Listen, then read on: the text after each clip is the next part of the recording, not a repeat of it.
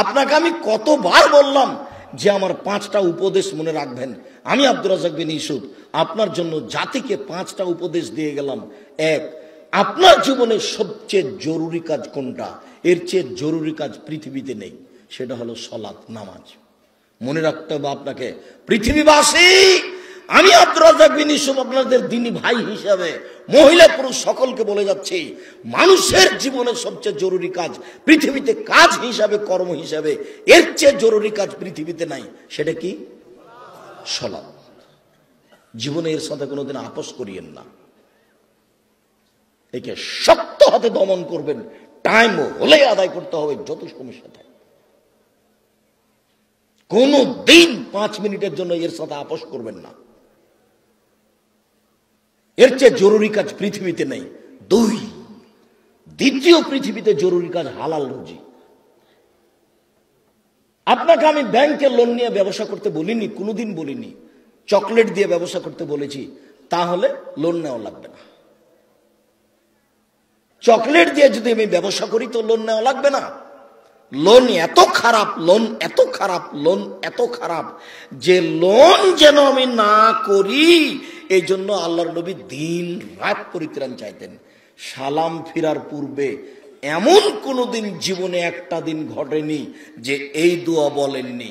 দোয়ার শেষ বাক্যটা হচ্ছে আল্লাহুম্মা ইন্নী আউযু বিকা মিনাল মা'সামি ওয়াল মাগরাম। তোমার কাছে বাঁচতে চাই বড় পাপ হতে, তোমার কাছে বাঁচতে চাই ঋণ কর্য হতে, তোমার কাছে বাঁচতে চাই বড় পাপ হতে, তোমার কাছে বাঁচতে চাই ঋণ কর্য হতে, তোমার কাছে বাঁচতে চাই বড় পাপ হতে, তোমার কাছে বাঁচতে চাই ঋণ কর্য হতে।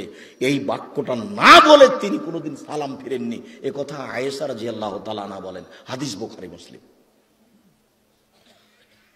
আর আপনি ব্যাংকে চাকরি করেন, এটাই খারাপ। আবার আপনি 30 লাখ টাকা লোন নিয়ে বাড়ি করলেন, ছেলে মেয়ের জন্য রেখে চলে গেলেন, আর জাহান্নামার যা মরার সাথে সাথে আপনাকে কবরে গুতাইতে লাগলো। আপনি একটু কিছুই বুঝলেন না, হুঁচলার মতো দিন কাটাচ্ছেন। চাঁপানেগঞ্জের ভাষাতে যে বুদ্ধি দিয়ে কাজ করে না, ওকে বলে হুঁচলা, মোটা বুদ্ধি। একটু বিবেচনা করতে হবে না? এমনি তো বোকামির পরিচয় দিয়ে ব্যাংকে চাকরি করতে গেছেন। আমি তো বলেছি এই বাংলাদেশের মাটিতে এমন কোন ব্যাংকিং ব্যবস্থা নেই, এমন কোন ব্যাংক নাই যেখানে চাকরি যায়। দেখি কোন মায়ের বেটা প্রমাণ করতে পারে। ব্যাংকে টাকা রাখা আর ব্যাংকে চাকরি করা দুটো এক নয়। সম্মানিত দিনী ভাই বোন, মানুষের জীবনে সবচেয়ে জরুরি কাজ হালাল রুজি। শ্বশুরের কাছে টাকা নিয়ে জীবিকা নির্বাহ করবেন না, ও কথা পুনরায় বলা লাগবে না।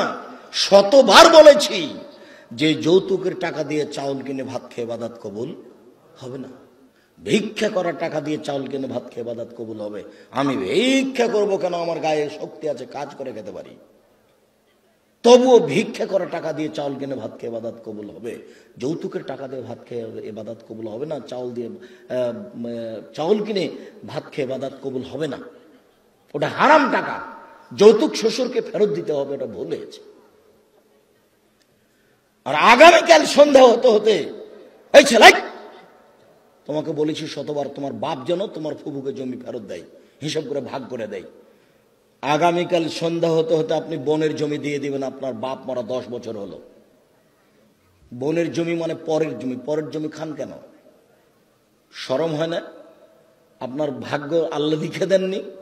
বাপ মারা গেছে, আপনি জমির ভাগ নেবেন, আপনার বোন জমির ভাগ নেবে। আপনি নিবেন সকালে আর আপনার বোন নিবেন বিকেলে, এরকম কথা কি না? একসাথে।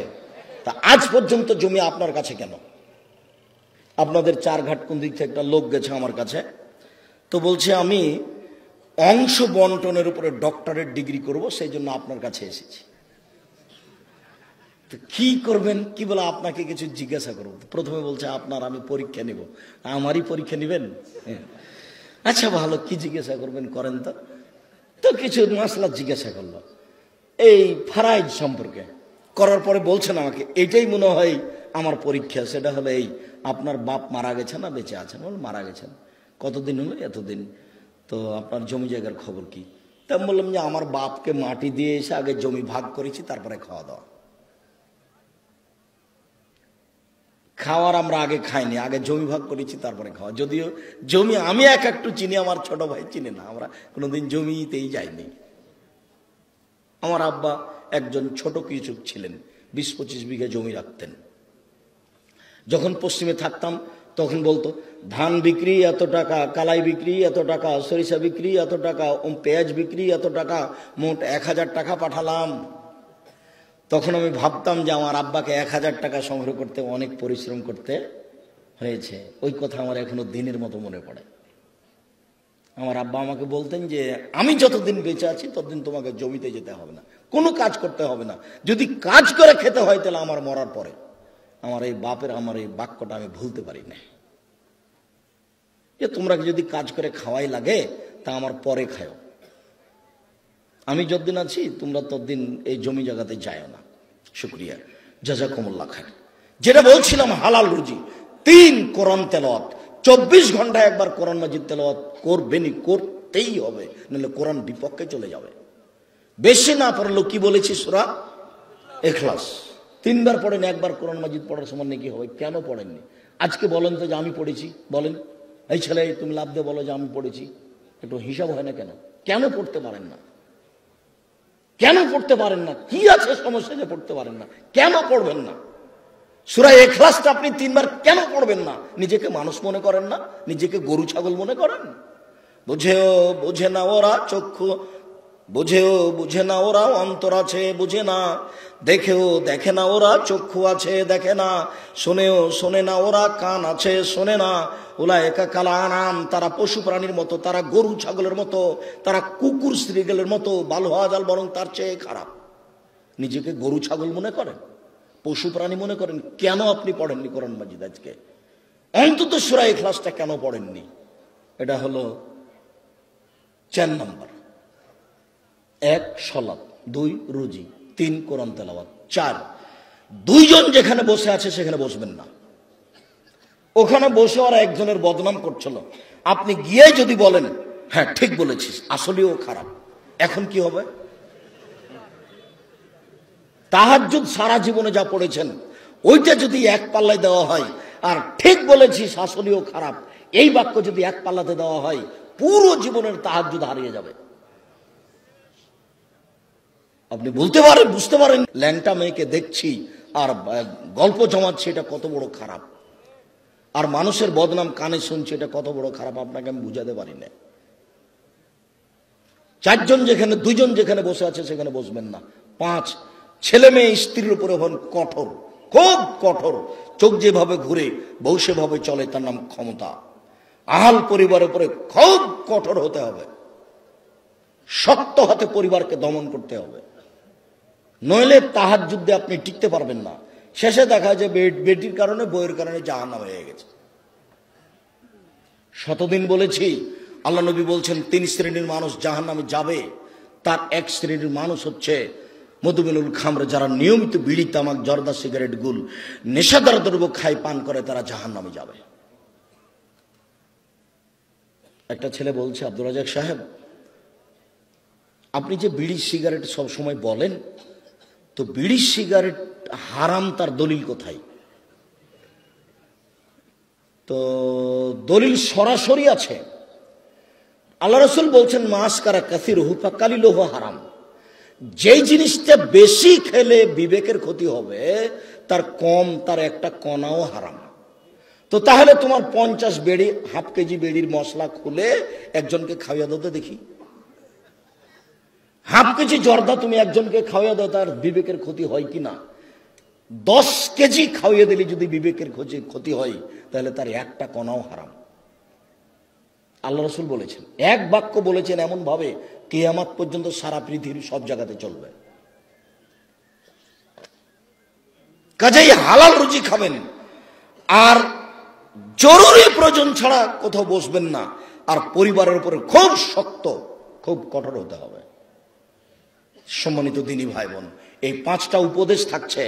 বলছিলাম আমার দিনী বোনদের ব্যাপারে একটু অনুরোধ জানাচ্ছি। দেখুন, 4টা কাজ করতে পারলে আপনার জন্য জান্নাতের সব দরজা খোলা।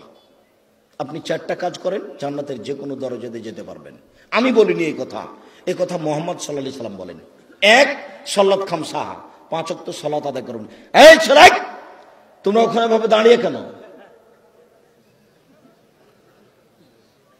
বসো।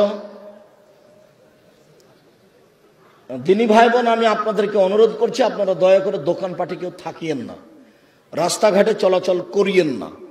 এখন কোনো কাজ করার প্রয়োজন মনে করেন না। আপনার আমি কিছু না কিছু উপকার করবই করবো ইনশাআল্লাহ। আপনিও যেমন কষ্ট করে এসেছেন, আমিও তেমন কষ্ট করে গেছেছি। আমি 7:30 8টার দিকে বাসায় পৌঁছেছি। বরিশাল বরগুনায় ছিলাম রাতে। বরিশাল বরগুনা থেকে আমি রাতে বক্তব্যের পরে যাত্রা আরম্ভ করে সকাল 8টার দিকে আমি প্রতিষ্ঠানে পৌঁছেছি। এটা নিয়ে আমার কোনো খেয়ালই ছিল না। এশার সালাতের পরে অবগত হয়ে আমি আসলাম। আমি কষ্ট করে এখানে এসেছি, আপনি চায়ের স্টলে বসে থাকবেন? আপনাকে আমি মানুষ মনে করব? কেন আপনাকে আমি মানুষ মনে করব? আল্লাহ আপনাকে পশু প্রাণী বলছেন, আমি কেন বলবো? আপনি পশু প্রাণীর মতো। পশু প্রাণীর মতো না হলে আমি দিনের কথা বলছি, আপনি ওখানে বসে থাকবেন কেন? সম্মানিত দিনী বোন, এদিকে শোনেন। এই মেয়ে শোনো, 1 5 ওয়াক্ত সালাত, 2 সমাজ সাহারাহা, রমজান মাসে রোজা সেম, 3 আতাত বালাহা, স্বামীকে মেনে চলা, তিতা লাগলেও মিঠা লাগলেও মেনে চলতে হবে, 4 জেনায় লিপ্ত না হওয়া। এই 4টা কাজ করবেন, জান্নাতের সব দরজা খোলা। 4 নাম্বার জেনা। জেনা যদি হয়ে গিয়ে থাকে তাহলে এখন থেকে কান্নাকাটি করেন। যদি আপনি খালেস অন্তরে কান্নাকাটি করতে পারেন দিন রাত, তাহলে আল্লাহ জেনার পাপটাকে নেকি দিয়ে পূর্ণ করে দিবেন। আর আল্লাহ ওয়াদা করেছেন আপনার সাথে, অনাহা নাফসা আনিল হাওয়া ফাইনাল জান্নাতা হিয়াল মাওয়া। পৃথিবীবাসী মনে রেখো, আল্লাহ তাআলা বলছেন, পৃথিবীবাসী মনে রেখো, তোমরা যদি অশ্লীল কাজ থেকে নিজেকে বিরত রাখতে পারো, আমি আল্লাহ তোমাকে জান্নাতুল মাওয়া দিয়ে দিলাম। ওটা তো আল্লাহর ওয়াদা। আপনি অশ্লীল কাজ বন্ধ করেন, জান্নাতুল মাওয়া আপনার জন্য প্রস্তুত আছে। এটা মানুষে বলেননি, এটা নবী বলেননি, এটা সরাসরি আল্লাহ বলছে। অতএব যদি কারো জেনা হয়ে গিয়ে থাকে, বন্ধ করেন, আপনি ভালোর মধ্যে চলে যাবেন। স্বামীর সাথে ভালোভাবেই চলতে হবে। আপনার স্বামী আপনাকে গালি দেয়, এ কথাই ঠিক। আপনার স্বামী আপনাকে মারে, এ কথাই ঠিক। আপনার স্বামীর মুখ খারাপ, এ কথাই ঠিক। এর পরেও কোনো উত্তর না করে পাথর হয়ে এই সংসার করেন, এটাই আমার পরামর্শ। আমি আপনার দিনী ভাই হিসেবে আপনাকে আমি পরামর্শ দিচ্ছি, যেহেতু 2-1টা ছেলে মেয়ে হয়ে গেছে, আপনি এই সংসার করেন, ওর সাথে কথা বলেন। সপ্তাহ সপ্তাহ কথা বলেন না, রান্না বান্না করে ছেলের হাতে মেয়ের হাতে দিয়ে পাঠান, আর 1 গ্লাস পানি চাইলে সামনে গ্লাসটা রেখে ঠ্যাক্কস করে রেখে দুদিকে হেঁটে চলে যান। এভাবে সংসার করলে আল্লাহ অসন্তুষ্ট থাকবেন, পরকাল জাহান্নাম হয়ে যাবে। এই সংসার করতে হবে না। আমার কথা আপনি মেনে চলেন, কষ্ট হোক, মুখ বন্ধ করেন, প্রতিবাদ করিয়েন না, তার সাথে মিশে চলেন, তার পায়ের নিচে দুনিয়া শেষ করে দেন, তাকেই ভালোবেসে দুনিয়া শেষ করে দেন, আপনার জন্য ভালো হবে, জান্নাত হবে। শেষ পর্যন্ত যদি বুঝেন যে সংসার হবেই না, তাহলে এভাবে ঝুলন্ত থাকতে হবে না, আপনি খোলা করে নেন। যে কোনো মহিলা যে কোনো স্বামীর সাথে খোলা করতে পারে, যে আপনার সাথে থাকবো না, চেয়ারম্যান সাহেবরা ঠিক করে দেন, কাজী সাহেব ঠিক করে দেন, আমাকে একটা খোলা তালাক লিখে দেন, আমি আমার স্বামীর ভাত খাবো না। আপনি করেন, 1 মাস পরে অন্য জায়গাতে বিবাহ বসেন, কিন্তু ঝুলন্ত অবস্থায় এভাবে থাকিয়েন না। মাস মাস বছর বছর স্বামীর সাথে কথা বলবেন না, এটা ঠিক নয়। কষ্ট করে, গালি সহ্য করে, মায়ের সহ্য করে আপনি চুপচাপ থেকে সংসার মেনে নেন, আপনার জন্য ভালো হবে। যদি শেষ পর্যন্ত বুঝেন যে হবেই না, তাহলে 7 দিন পার করতে হবে না, সংসার বাদ দেন।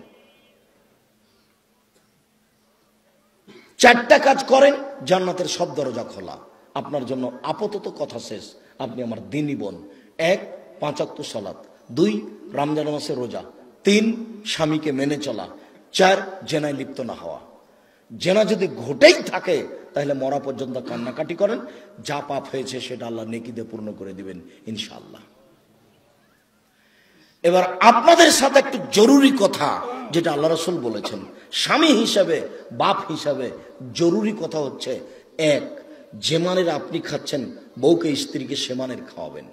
2, যে মানের কাপড় আপনি পরছেন বউকে স্ত্রীকে সে মানের পরাবেন। 3, কখনো কটু কথা বলবেন না। স্ত্রীকে কটু কথা বলা নিষেধ, গালি দেওয়া নিষেধ, নিন্দা করা নিষেধ। শ্বশুর শাশুড়ির ব্যাপারে মন্তব্য ভুলেও কোনোদিন ঘুমের ঘরেও করবেন না। শ্বশুর শাশুড়ির বিরুদ্ধে কোনোদিন কথা বলবেন না। স্ত্রীকে কখনো কটু কথা বলবেন না। বলবেন না ভুলে যে তোমার রংটা কালো, বলবেন না ভুলে যে তোমার ঠোঁটটা মোটা। একবার যদি ঠোঁট মোটা বলেন 10 বছর আপনাকে ভালোবাসবে না। ওরা হচ্ছে কম বুদ্ধির প্রশংসা প্রিয় মানুষ, সব সময় প্রশংসা করেন, তুমি খুব ভালো, তুমি খুব ভালো, তোমার মতো কোনো মেয়ে দেখি না, সারা রাত পাঁটি বেঁধবে। তার কাছে সেবা নেওয়ার চেষ্টা করেন, কটু কথা বলিয়েন না। 4, মুখের উপরে মারবেন না, কোনো সময় না, মুখের উপরে মারবেন না। গালে থাপ্পড় মারবেন না, আল্লাহর নবী নিষেধ করেছেন কঠিন ভাবে।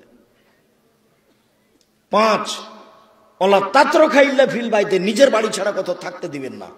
যেতেই পাবে না খালার বাড়ি, ফুফুর বাড়ি, মায়ের বাড়ি, নানির বাড়ি, কোনো বাড়ি যেতে পাবে না।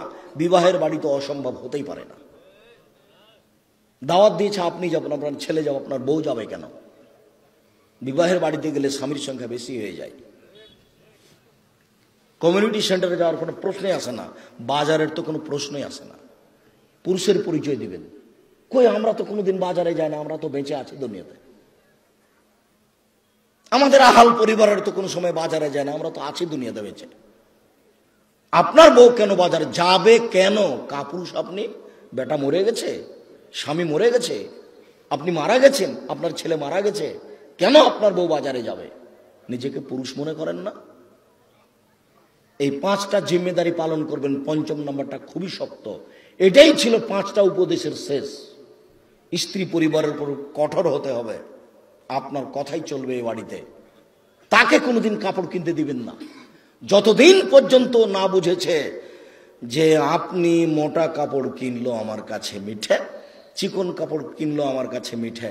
যতক্ষণ পর্যন্ত আপনার স্ত্রী এইটা না বুঝেছে ততক্ষণ পর্যন্ত সংসারে শান্তি আসবে না।